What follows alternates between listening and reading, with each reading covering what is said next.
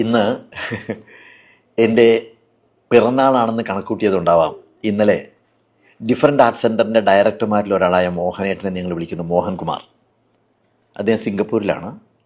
Pass of time എന്ന പേരിൽ ഒരു കുറിപ്പ് എനിക്ക് വാട്സാപ്പിൽ അയച്ചു തന്നു. ഞാനത് എത്ര തവണ വായിച്ചു എന്ന് എനിക്ക് തന്നെ അറിയില്ല. ഞാനതിനൊന്ന് മലയാളീകരിച്ചൊരു പ്രിൻ്റ് എടുത്ത് ഇപ്പോൾ അതെൻ്റെ കയ്യിലുണ്ട്. വല്ലാതെ മനസ്സിൽ തട്ടിയ ഒരു എഴുത്താണിത്. ഒറ്റ നോട്ടത്തിൽ ഓർക്കുന്ന ചില കാര്യങ്ങൾ നിങ്ങളോടൊന്ന് പങ്കുവെക്കണമെന്ന് എനിക്ക് തോന്നി. പ്രായം മനസ്സിനെ തളർത്തുന്നു എന്നുണ്ടെങ്കിൽ ഇതൊന്ന് കേൾക്കുന്നത് നല്ലതാണ്. കാലം നമ്മളെ മായ്ച്ചു കളയുകയല്ല, നമ്മുടെ മനോഭാവത്തെ പതുക്കെ പതുക്കെ മാറ്റിമറിച്ചു കൊണ്ടിരിക്കുകയാണെന്ന് മനസ്സിലാക്കാൻ ഇതൊന്ന് ഓർമ്മയിൽ സൂക്ഷിക്കുന്നത് നല്ലതാണ്.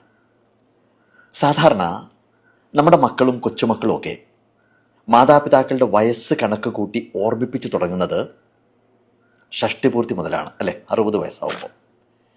പിന്നെ സപ്തതി, അശീതി, നവതി, ആ ഓർമ്മപ്പെടുത്തൽ അങ്ങനെ തുറന്നുകൊണ്ടേയിരിക്കും.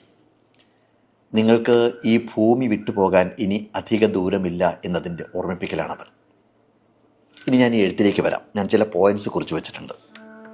60 വയസ്സ്, 60 ആവുമ്പോൾ ഒരാൾ അകൽച്ചയുടെ സൂക്ഷ്മത പതുക്കെ പതുക്കെ അനുഭവിച്ചു തുടങ്ങും.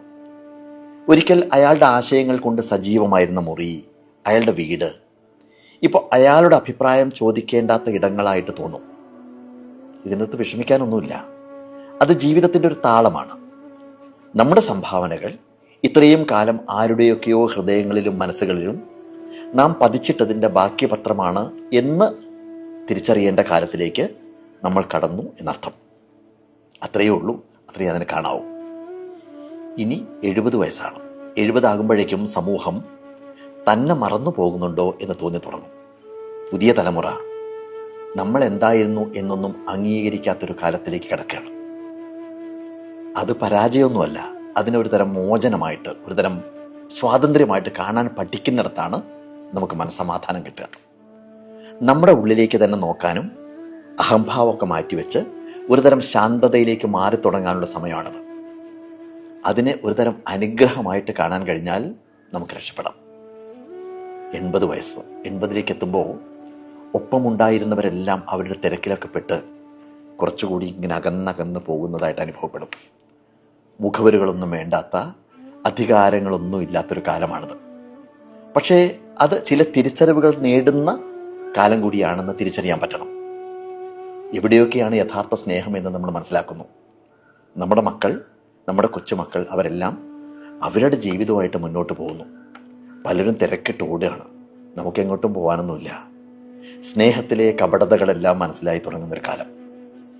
ഇനി 90ലേക്ക് എത്തി എന്നുണ്ടെങ്കിൽ അത്രയും കാലം വിയർപ്പ്, കണ്ണുനീര്, ചിരി, ഓർമ്മകൾ എന്നിവ ഉപയോഗിച്ച് നമ്മൾ എഴുതിയ അവസാനത്തെ അധ്യായത്തിൻ്റെ അരികിലെത്തി നിൽക്കുമ്പോൾ ഇത്രയൊക്കെയാണ് ജീവിതം എന്ന് അവസാനമായിട്ട് നമ്മൾ തിരിച്ചറിയും. ഒന്നുകൂടി ഈ ഭൂമിയിൽ ജനിക്കാനായെങ്കിൽ എന്ന് അതിയായിട്ട് നമ്മൾ ആഗ്രഹിക്കാൻ തുടങ്ങും. ഇങ്ങനെയൊന്നും ആയിരുന്നില്ല ജീവിക്കേണ്ടിയിരുന്നത് എന്നും, വെറുതെ നമ്മൾ നഷ്ടപ്പെടുത്തിയ സമയമെല്ലാം ഒന്നുകൂടി തിരിച്ചു കിട്ടിയിരുന്നെങ്കിൽ കുറേ കൂടി ഉജ്ജ്വലമായിട്ട് ജീവിക്കാമായിരുന്നു എന്നും മനസ്സിങ്ങനെ ആവർത്തിച്ച് പറഞ്ഞുകൊണ്ടേയിരിക്കും. പക്ഷെ നടക്കില്ല. അതുകൊണ്ട് ഇപ്പോൾ ഇവിടെ ശ്വാസമുള്ളിടത്തോളം, ഊർജമുള്ളിടത്തോളം, ഹൃദയം മിടിക്കുന്നിടത്തോളം തീവ്രമായിട്ട് ജീവിക്കുക. ഓരോ കൂടിക്കാഴ്ചകളെയും സ്നേഹിക്കുക, ഉറക്കെ ചിരിക്കുക. ജീവിതത്തിലെ ചെറുതും വലുതുമായ, അല്ലെങ്കിൽ ലളിതവും സങ്കീർണവുമായിട്ടുള്ള സന്തോഷങ്ങൾ ആസ്വദിക്കുക. ഒരു പൂന്തോട്ടത്തിലെ ചെടികളെ പരിപാലിക്കുന്നത് പോലെ പരമാവധി സൗഹൃദങ്ങൾ ഇങ്ങനെ വളർത്തിയെടുക്കുക. കാരണം അവസാനം അവശേഷിക്കുന്നത് ഉണ്ടാക്കിയ പണമോ നേട്ടങ്ങളോ സ്ഥാനങ്ങളോ ഒന്നുമല്ല. ബാക്കി നിൽക്കുന്നത് ജീവിച്ചിരുന്നപ്പോൾ ഉണ്ടായിരുന്ന ബന്ധങ്ങളും അവരോടൊപ്പം നമ്മൾ പങ്കുവച്ച നിമിഷങ്ങളും അവർക്കായി നാം പരത്തിയ പ്രകാശവും മാത്രമായിരിക്കുമെന്നുള്ള കാര്യം ഓർക്കുക.